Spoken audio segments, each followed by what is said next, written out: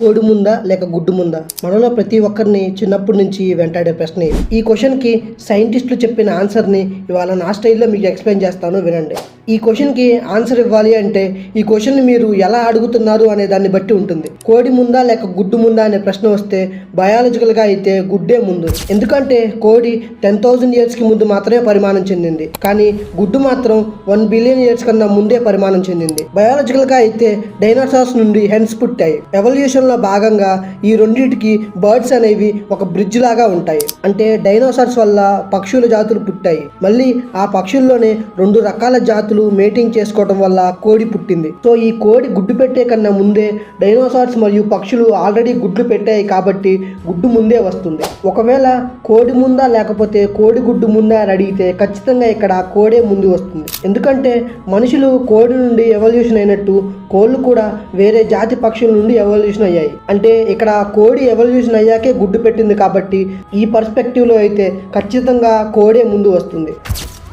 Friends, మనం స్నానం చేయడం కోసం రకరకాల సోప్స్ని యూజ్ చేస్తాం కదా. మరి మనం డైలీ లైఫ్లో యూజ్ చేసే సోప్స్లో కొన్ని టాయిలెట్స్ కోసం యూజ్ చేసేవి కూడా ఉన్నాయి. మనం డైలీ యూజ్ చేసే ప్రతి సోప్కి TFM పర్సంటేజ్ అని ఉంటుంది. సోప్స్లో ఈ TFM పర్సంటేజ్ అనేది ఎంత ఎక్కువ ఉంటే అంత మంచిదని అర్థం. ఈ TFM పర్సంటేజ్లో కూడా 3 types ఉంటాయి. గ్రేడ్ 1 అయితే మినిమం 76% ఉంటుంది. గ్రేడ్ 2 అయితే మినిమం 70% ఉండాలి. గ్రేడ్ 3 అయితే 60% ఉండాలి. వీటిలో గ్రేడ్ 1 సోప్స్ మాత్రమే స్నానం చేయడానికి యూజ్ చేయాలి.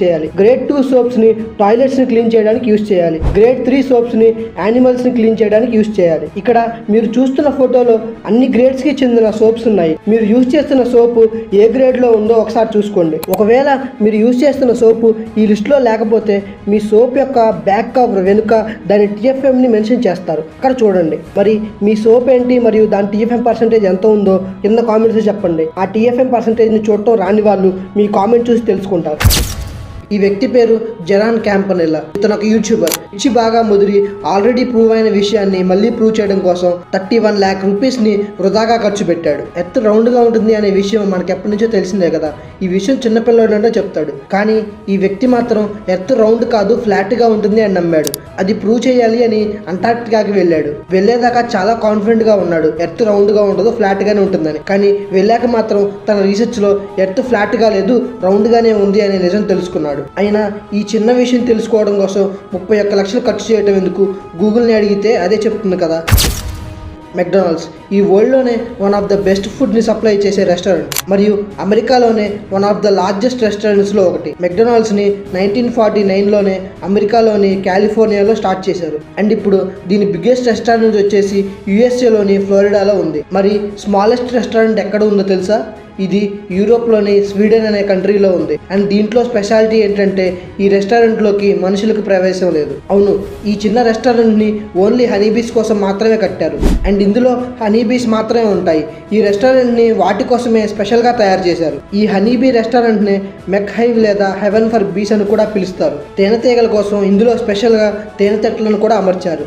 ఇంతకీ మెక్డొనాల్డ్స్ వాళ్ళు ఈ రెస్టారెంట్ని ఎందుకు పెట్టారంటే యూరోప్లో ఇప్పటికే 18 రకాల తేనెటీగల జాతులు అంతరించిపోయాయి. ఇంకా ఇది ఇలాగే కంటిన్యూ అయితే యూరోప్లో తేనెటీగల జాతులు అంతమైపోతాయి అని వరల్డ్ హనీ బీస్ డేలో భాగంగా May 20, 2021లో ఈ చిన్న రెస్టారెంట్ని ఓపెన్ చేశారు.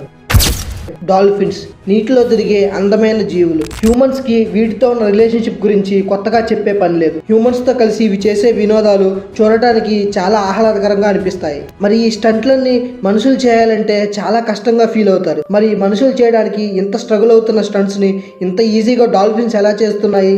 ఎలా అంటే హ్యూమన్స్ యొక్క బ్రెయిన్ అనేది 1300 నుంచి 1400 grams ఉంటుంది, కానీ డాల్ఫిన్స్ యొక్క బ్రెయిన్ మాత్రం 1800 grams ఉంటుంది. దానివల్లే డాల్ఫిన్స్ యొక్క ఇంటెలిజెన్స్ అనేది చాలా హై లెవెల్లో ఉంటుంది. పైగా కొన్ని రీసెర్చ్ ప్రకారం డాల్ఫిన్స్ యొక్క ప్రాబ్లమ్ సాల్వింగ్ స్కిల్స్ అనేవి హ్యూమన్స్ కన్నా చాలా అడ్వాన్స్డ్ లెవెల్లో ఉన్నాయని ప్రూవ్ అయింది. మనుషులు డాల్ఫిన్స్ చేత చేయించే ఈ ట్రిక్స్ అన్ని క్వాంటమ్ ఫిజిక్స్కి చెందినవి. ఈ భూమి మీద ఏ జీవి యొక్క intelligence and problem solving skills అనేవి హై లెవెల్లో ఉంటాయో అవి క్వాంటమ్ ఫిజిక్స్లో చాలా యాక్టివ్గా పనిచేస్తాయి. ఈ హై ఇంటెలిజెన్స్తో పాటే డాల్ఫిన్స్కి మరో అడ్వాంటేజ్ కూడా ఉంది.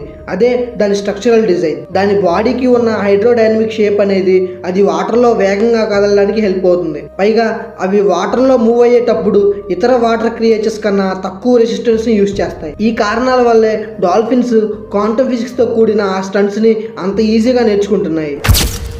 ఫ్రెండ్స్, ఎర్త్ అండ్ మూన్కి మధ్య దూరం వచ్చేసి 3,84,000 కిలోమీటర్లు. ఇది అందరికీ తెలిసిందే. కొన్ని వేల సంవత్సరాల క్రితం చంద్రుడు కూడా మన భూమికి చాలా దగ్గరగా ఉండేవాడు. కానీ ప్రతి సంవత్సరం చంద్రుడు మన భూమి నుండి 4 సెంటీమీటర్స్ దూరంగా జరుగుతాడు. అలా ప్రతి సంవత్సరం 4 సెంటీమీటర్స్ పక్కకు జరుగుతూ ఇప్పుడు అంత దూరం వెళ్ళిపోయాడు. మరి అలా జరుగుతూ వెళ్ళటం వల్ల వచ్చే ప్రాబ్లమ్స్ ఏంటో తెలుసా? రోజు సముద్రంలో ప్రశాంతంగా ఎగిరే అలలు ఆకాశాన్ని అంటుతాయి. ప్రతి సంవత్సరం క్లైమేట్ చేంజ్ అనేది చాలా వరకు తగ్గిపోతుంది. మన భూమి యొక్క గ్రావిటేషనల్ ఫోర్స్ చాలా వరకు తగ్గిపోతుంది. మరియు మన ఎర్త్ సూర్యుడి చుట్టూ తిరిగేటప్పుడు ఒక సైడ్కి టిల్ట్ అయి తిరుగుతుంది కదా. కానీ ఈ సిచ్యువేషన్లో మాత్రం ఒక సైడ్కి టిల్ట్ అయి కాకుండా రకరకాల పొజిషన్స్లో టిల్ట్ అయి తిరుగుతుంది. అప్పుడు భూమి మీద ఉన్న వాటర్ మొత్తం మంచుగడ్డల రూపంలో మారిపోతుంది. చంద్రుడు మన భూమి చుట్టూ తిరుగుతున్నప్పుడు జనరేట్ చేసే గ్రావిటేషనల్ ఫోర్సే భూమిని గట్టిగా పట్టి ఉంచుతుంది. ఒకవేళ చంద్రుడి నుంచి ఈ గ్రిప్ కనుక జారిపోయింది అంటే మన భూమి దాని యాక్సిస్ నుంచి విడిపోయి ఈ సోలార్ సిస్టమ్ మొత్తంలో అలా చక్కర్లు కొడుతూనే ఉంటుంది. కానీ ఈ ప్రాసెస్ అంతా జరగడానికి ఇంకా కొన్ని వేల కోట్ల సంవత్సరాల సమయం ఉంది. బంగారం ఈ వరల్డ్లోనే అత్యంత విలువైన మెటల్. పైగా మన దేశంలోనే ఆడవాళ్ళు ఏ ఫంక్షన్ వచ్చినా సరే ఎంతో ఆనందంగా ఒంటి మీద వేసుకునే ఆభరణం. అలాంటి బంగారం ఇప్పుడు చాలా అరుదైన మెటల్గా మారిపోవడం వల్ల దీని ధరలు అనేవి ఆకాశాన్ని అంటుతున్నాయి. కానీ రీసెంట్గా మన సైంటిస్టులు చెప్పిన విషయం ఏంటి అంటే మన భూమి యొక్క మధ్య భాగంలో ఇంకా చాలా బంగారం ఉందంట. అది ఎంత ఎక్కువ ఉందంటే ఆ బంగారం మొత్తం తీసుకొని మన భూమి యొక్క ఉపరితలం పైన 2 అడుగుల వరకు ఈ బంగారం మొత్తాన్ని పోయొచ్చు. అసలు ఇంత బంగారం మన భూమి మీదకి ఎలా వచ్చింది అంటే కొన్ని వేల సంవత్సరాల క్రితం సూపర్నోవా ఎక్స్ప్లోషన్ జరిగినప్పుడు ఆ తాకిడి వల్లనే ఈ బంగారం మొత్తం మన భూమి మీద ఏర్పడింది. కానీ మన భూమి ఏర్పడే సమయంలో దీనిపైన ఉండే టెక్టానిక్ ప్లేట్స్ అన్నీ కదిలిపోయి భూమి ఉపరితలం పైన ఉండాల్సిన ఈ గోల్డ్ మొత్తం భూమి యొక్క అడుగు భాగంలోకి వెళ్ళిపోయింది. దానికి రిజల్ట్గానే రీసెంట్గా చైనాలో టన్నుల కొద్ది బంగారం దొరికింది. చైనాలోని హునాన్ ప్రావిన్స్లో ఒక పెద్ద గుహ నుండిగా బంగారం దొరికింది. దాదాపుగా 1000 మెట్రిక్ టన్నులు గల బంగారం ఆ గుహలో దొరికింది. దీని విలువ 7 లక్షల కోట్ల పైనే ఉంటుంది అనేది అంచనా. ఇప్పటి వరకు ఈ భూమి మీద దొరికిన అతిపెద్ద బంగారపు నిధి ఇదే. ఇప్పుడు దొరికిన బంగారమే ఇంతుంటే ఇంకా దొరకని బంగారం భూమి అడుగు భాగంలో ఎంత ఉందో. రోజు అర్ధరాత్రి 2 లేదా 3ంటికి పడుకుంటున్నారా? అయితే ఈ ఫ్యాక్ట్ మీకోసమే. ఇందులో మీకు తెలియని విషయం ఒకటి చెప్తాను, వినండి. మనలో ప్రతి ఒక్కరి ఇంట్లో టైం చూపించే క్లాక్ ఉంటుంది కదా. అలాగే మన బాడీలో కూడా మనం ఎప్పుడు తినాలి, ఎప్పుడు పడుకోవాలి అనేది డిసైడ్ చేయడానికి ఒక క్లాక్ ఉంటుంది. ఎర్లీ మార్నింగ్ 6 AM నుండి మధ్యాహ్నం 12 PM మధ్యలో మీ బాడీలో కార్టిజాల్ హార్మోన్ రిలీజ్ అవుతుంది. ఈ హార్మోన్ రిలీజ్ అవడానికి కారణం ఎర్లీ మార్నింగ్ సన్లైట్. ఆ సన్లైట్ మన మీద పడినప్పుడు ఈ హార్మోన్ రిలీజ్ అవుతుంది. ఇది రిలీజ్ అయినప్పుడు మన బాడీ చాలా యాక్టివ్గా ఉంటుంది.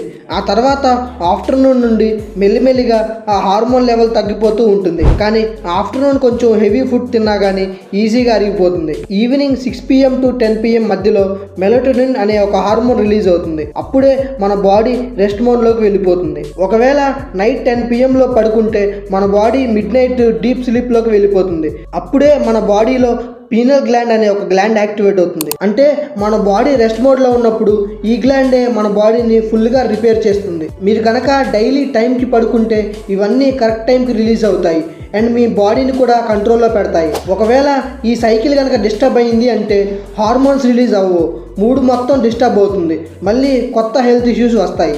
అందుకే మీరు రోజు మిడ్ నైట్ 2కి పడుకున్నారంటే 8 hours పడుకున్నా సరే అది యూజ్ అవ్వదు. ఎందుకంటే మీరు రోజు 8 hours నిద్రపోతున్నారు అనేది ఇంపార్టెంటే, కానీ ఆ 8 hours ఏ టైంలో నిద్రపోతున్నారు అనేది అంతకన్నా ఇంపార్టెంట్. కాబట్టి ఈ స్లీప్ సైకిల్ కాన్సెప్ట్ని కరెక్ట్గా ఫాలో అయితే మీ హెల్త్ కూడా కరెక్ట్ ట్రాక్లో ఉంటుంది. సో ఇది గైస్ ఇవాళ వీడియో. ఈ వీడియో కనుక మీకు నచ్చినట్లయితే లైక్ చేసి మీ ఫ్రెండ్స్ అండ్ ఫ్యామిలీ మెంబర్స్ అందరికీ షేర్ చేయండి. మన ఛానల్ని సబ్స్క్రైబ్ చేసుకోవడం మాత్రం మర్చిపోకండి.